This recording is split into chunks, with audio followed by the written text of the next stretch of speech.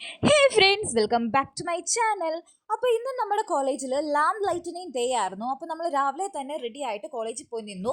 അതിൻ്റെ കോളേജിൻ്റെ ഫ്രണ്ടിൽ കുറേ നേരം വായി നോക്കി നിന്നപ്പോഴത്തേനും നമ്മളെല്ലാം കൊണ്ട് ക്ലാസ് റൂമിൽ നഴ്സിംഗ് ജീവിതത്തിലേക്ക് നമ്മൾ കടക്കുകയാണ്. എന്താണ് പറയാനുള്ളത്? ഒന്നും പറയാനില്ല.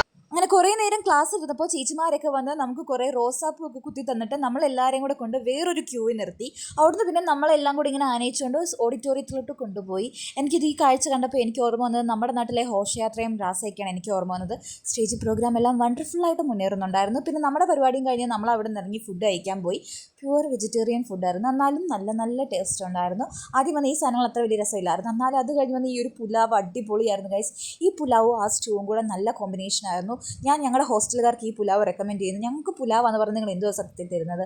അത് കഴിഞ്ഞ് നമുക്ക് വന്നത് ഈ പൂരിയും സ്റ്റൂ ആയിരുന്നു. അതും നല്ല അടിപൊളി കോമ്പിനേഷൻ ആയിരുന്നു. അത് കഴിഞ്ഞ് ചോറ് വന്നു, സാമ്പാർ വന്നു. ഈ ഒരു കറിയുടെ പേര് എനിക്കറിയത്തില്ല.